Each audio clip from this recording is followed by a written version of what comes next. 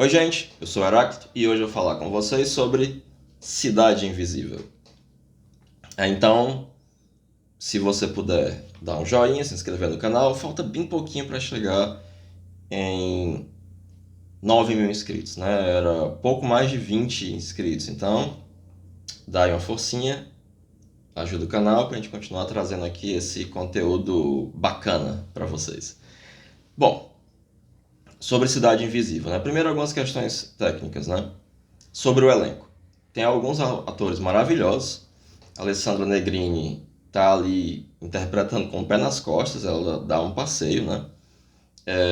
Você tem a Julia Conrad também, que faz a esposa do protagonista, né? Ela tá muito bem. O Fábio Lago, né? Dá uma interpretação muito boa. E outros atores com uma interpretação ruim, né? Você tem o Johnny London, que está de parabéns, porque ele interpreta o melhor Johnny London que eu já vi na TV brasileira. Se houvesse o Oscar de melhor Johnny London, ele ganharia com certeza. A interpretação dele de Johnny London é show. Melhor do Johnny London que eu já vi na minha vida. Ele nasceu para esse papel, né? Ele está ali interpretando ele mesmo, né? O próprio protagonista, né, o Marco Pigozzi, ele é muito canastrãozinho e há vários momentos dramáticos que são arruinados pela interpretação dele, né? Ele não consegue acompanhar isso, né? Com relação ao roteiro, eu acho um roteiro não muito imaginativo, um roteiro no máximo mediano. O arco de personagem do Pigozzi é muito ruim.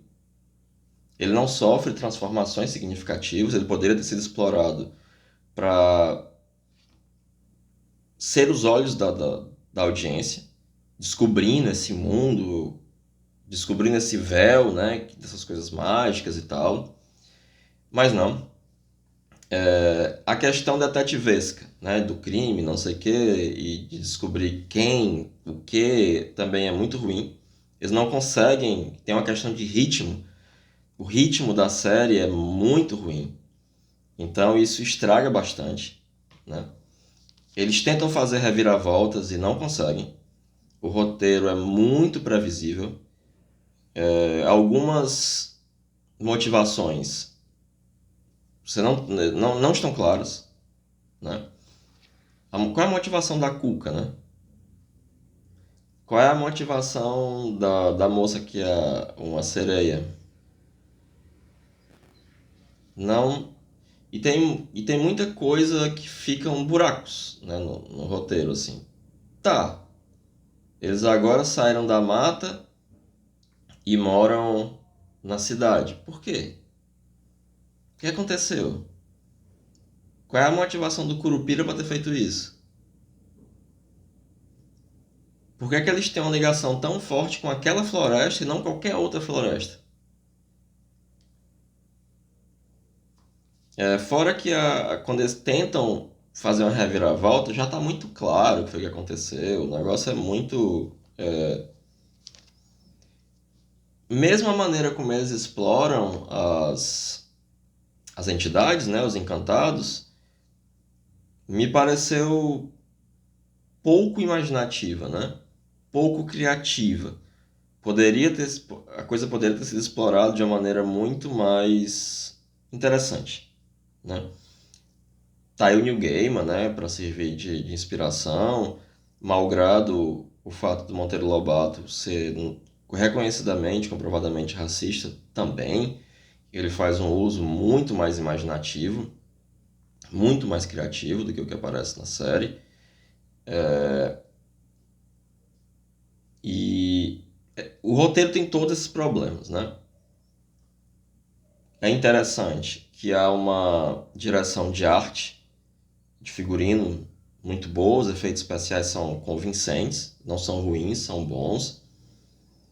E tem algumas atuações que são maravilhosas, né? O ator que faz o Cisso, ele é muito bom, né? Fora isso, como entretenimento, pra mim foi um entretenimento mediano, assim. Um 7 no máximo, assim. Agora, de fato é muito interessante ver os elementos do folclore brasileiro serem explorados, né? E agora, passando a questões mais psicológicas, históricas, né? Especialmente no que diz respeito à recepção que a série teve, né? Então, primeiro, né, o folclore brasileiro. É interessante que é um debate historiográfico, que, por exemplo, eu vou falar da, de algum elemento no Brasil colônia, e aí eu falo no Brasil, do Brasil, brasileiro, né? Historiograficamente, é mais preciso dizer no Brasil, porque às vezes a gente esquece que o Brasil não é uma construção natural. Ele não é uma montanha, não nasceu, não caiu do céu. Se vocês observarem o mapa da Europa e suas modificações de 1900 até chegar no século XXI, durante todo o século XX, vocês vão ver como apareceram e desapareceram impérios, países, partes foram anexadas. Se você incluir aí a Europa Oriental, então a confusão persiste até hoje, né? Então é muito complicado falar dessa maneira, né? Outra questão que apareceu no que eu vi de recepção, e essa é grave, é importante, é pensar no apagamento indígena da série. Eles praticamente não aparecem, assim. Acho que tem 2 cenas em que aparece qualquer coisa indígena, né? E a maior parte desses elementos que aparecem na série, eles são de várias culturas, várias etnias indígenas. Para quem não sabe, se falam mais de 120 idiomas indígenas no Brasil, né? Para quem não sabe também, houve uma crítica que é injusta, né? Ah, por que não fizeram no Amazonas, que é onde tem índio? Gente, tem índio em todo canto. No Brasil todo. No Sul tem índio. Não é só alemão, polonês, não. O Ceará é um dos estados com maior influência indígena. Quase todos os nossos topônimos, nome de animal, nome de comida, é em Tupi-Guarani. Vocês não sabem, e tem muitas coisas a meu respeito que vocês não sabem, mas eu já trabalhei com educação indígena. O meu pai é um dos grandes historiadores aqui que trabalha com a questão indígena no Ceará. E isso é muito interessante, né? Porque há várias etnias indígenas no Ceará, os Cariri, os Canindé, etc. Os Tapeba de Calcaia, algumas com o laudo antropológico já feito, já reconhecido enquanto tal. E eu fui para o interior, a primeira vez, né, para fazer esse trabalho com meu pai de educação indígena, né, escolas indígenas e tal. E eu encontrei uma senhorinha de 85 anos de idade, mais ou menos. E ela foi conversar comigo e disse: Olha, meu filho, eu estudante de história. A minha mãe me disse que eu nunca dissesse que eu era índia, por causa da Guerra dos Bárbaros. E eu não sabia o que era a Guerra dos Bárbaros. E aí então eu fui pesquisar.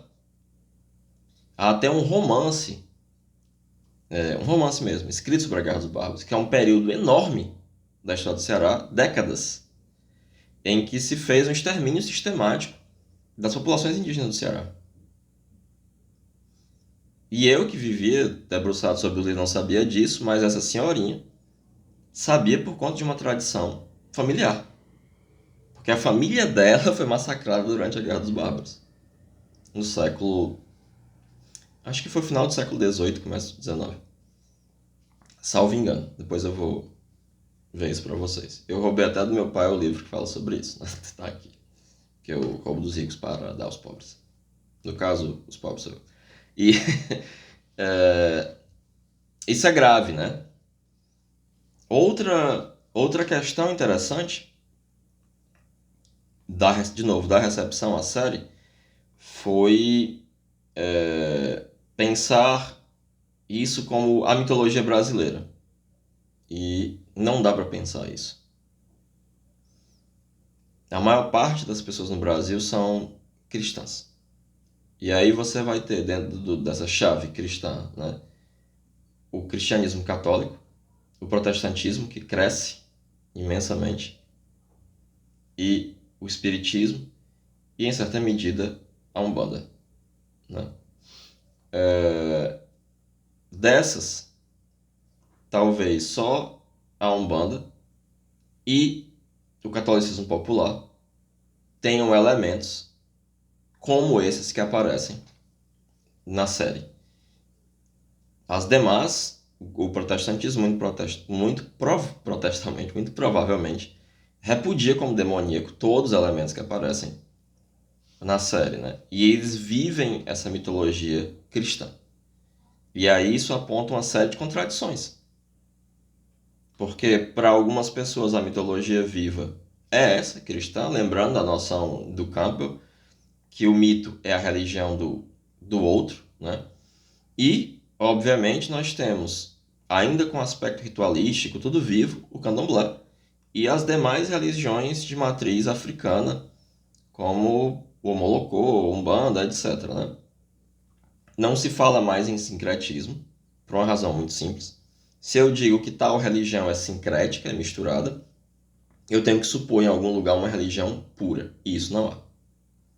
Porque as culturas estão sempre em contato, estão sempre havendo trocas, estão sempre havendo misturas. Então, como eu não tenho como supor em algum momento do tempo ou do espaço essa religião pura, eu não tenho como ficar falando que tal religião é sincrética, tal, né? Então eu não tenho como pensar isso como uma mitologia brasileira.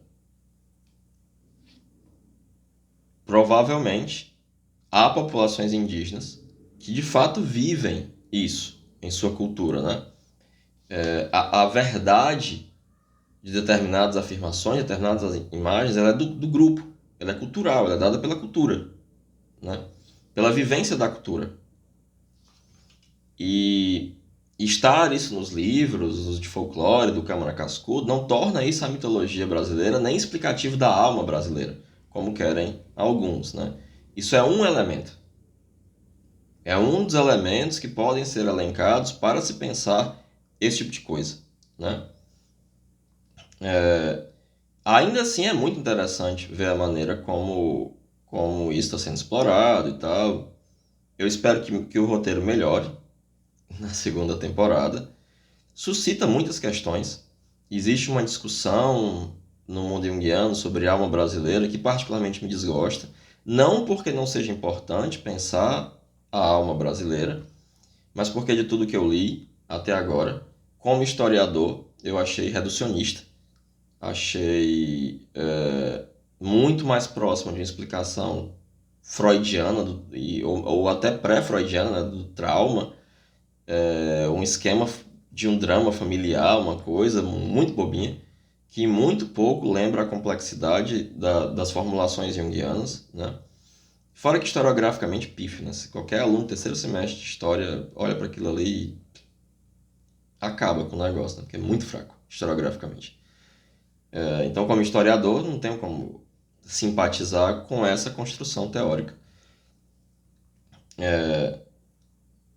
porque é insustentável historiograficamente, né? Porém, considero o tema importante, né? Mas a gente precisa encarar as contradições, né? Então não dá para simplesmente dizer, não, agora achei o que é a alma do brasileiro, agora eu achei o que é a mitologia brasileira. Não, calma. Para algumas pessoas, esse folclore que aparece na série é tão distante quanto a mitologia nórdica. Não é vivenciado de forma alguma, né? É interessante, na minha formação online de psicologia analítica, nós chamamos o professor Jacinto, que estuda mitologia comparada, ele é da letras, E ele traduziu Gilgamesh do Akkadian. E perguntaram para ele justamente sobre isso, né? E ele falou de uma tia que ele tinha, que contava histórias. E sempre contava histórias e tal. E aí, quando ele já estava na faculdade, ele disse, não, eu vou recolher essas histórias. E ele foi até ela e disse, tia, você podia me contar de novo aquelas histórias e tal e tal? Ela disse, ah, não, eu não conto mais histórias, porque agora eu tenho TV, eu vejo novela. E é interessante para vocês verem o papel exercido por essas narrativas e como essas coisas são dinâmicas, elas não estão congeladas. A cultura não é um museu, né? Como algumas pessoas, né, que esperam encontrar populações indígenas que elas sejam iguais àquelas que recepcionaram os invasores portugueses. Né? Isso é impossível. Né? Não, então não é índio. Ah, meu amigo, porra, e tu anda em caravela? Né? Eu me visto como os judeus do Egito? É um, é um despautério, né? Mas tem gente que pensa assim. Né? Então tem uma série de elementos, né, que a gente precisa encarar com seriedade, respeito e cuidado. Né? Eu achei que o tratamento dado às lendas não me agradou, não foi bom. Especialmente por esse apagamento indígena, né? Como tem em toda parte do Brasil, assim, não tem problema ser no Rio, né? Isso não é a questão. Né? Não é disso que se trata. Mas para algumas pessoas, em que aquilo é a religião, de fato, que são as populações indígenas, aquilo soa estranho, né? Desrespeitoso. Especialmente pela quase ausência de referência. Né? Para outras pessoas, e aí entra uma outra categoria importante da antropologia, que é o exotismo. Para quem, apesar de ser brasileiro, aquilo é exótico, olha que legal, que massa, que bacana que apareceu. Né? Porque é tão exótico quanto pensar uma mitologia chinesa, uma mitologia japonesa, que eu gosto, por exemplo. Né? E aí, ao pensar isso, você precisa refletir. Isso é a mitologia brasileira? Como? Se para a maioria dos brasileiros tem um caráter exótico. Como pode? Né? E essa noção do típico também. Essa outra categoria do típico. Eu me recordo muito uma aula do professor Regis. Eu nem sabia, mas eu fui aluno dele, ele foi aluno do meu pai. É muito curioso isso. E ele falou, me diga uma coisa típica do Ceará. E alguém logo disse, a renda. Quem aqui está usando renda? Ninguém está usando renda. Ah, mas isso é típico do Brasil. E essa categoria, né, do típico também precisa ser observada com muita cautela e muito cuidado. Porque não necessariamente isso corresponde à maneira como as pessoas de fato vivem, né? Então, eu não acho que você possa pensar isso como a mitologia brasileira. A categoria do folclore, né, como categoria explicativa, também é muito complicada. Eu acho interessante que isso ressurja num momento tão conturbado da nossa história, porque, de novo, citando o livro A Vítima Tem Sempre Razão, interrogação, o autor ali, o professor Francisco Bosco, ele vai discutir o despedaçamento da cultura da noção de cultura popular brasileira, que aí entraria o futebol, a música popular brasileira, etc, etc, etc, que daria uma pretensa unidade à cultura brasileira, essa cultura popular, né? E que ela se despedaça e nós vivemos os resultados do despedaçamento disso, dessa fragmentação, dessa divisão.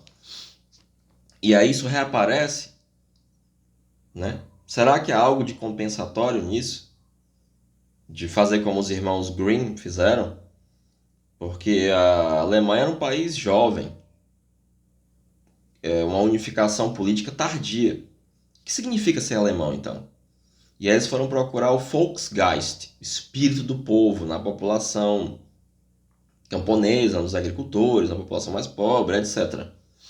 Para descobrir o que era isso, o espírito alemão. Então eu me pergunto, né, justamente nesse momento isso ressurge, será que é uma tentativa de soldar, colar os pedaços da cultura popular brasileira? Temos que nos perguntar, né? Bom, esses são meus 10 centavos de contribuição sobre o tema. Eu de fato acho que é grave pensar esse apagamento indígena, né? Não nessa chave de compreensão identitária que eu sou esquerda à moda antiga. Isso não tem nada a ver comigo, né? Mas de uma perspectiva historiográfica, de alguém que já trabalhou com isso, né? Eu acho grave. E aí entra o comprometimento justamente dessa noção do folclore, né? Porque a gente está lidando, na verdade, com culturas indígenas no Brasil, né? E aí é importante pensar isto. Bom, como eu disse, esses são meus 10 centavos para esse debate. Espero que vocês tenham gostado e se inscrevam. Tá bem pertinho para os 9 mil e eu quero chegar ainda esse ano aos 10 mil. É isso, galera. Valeu. Conto com vocês.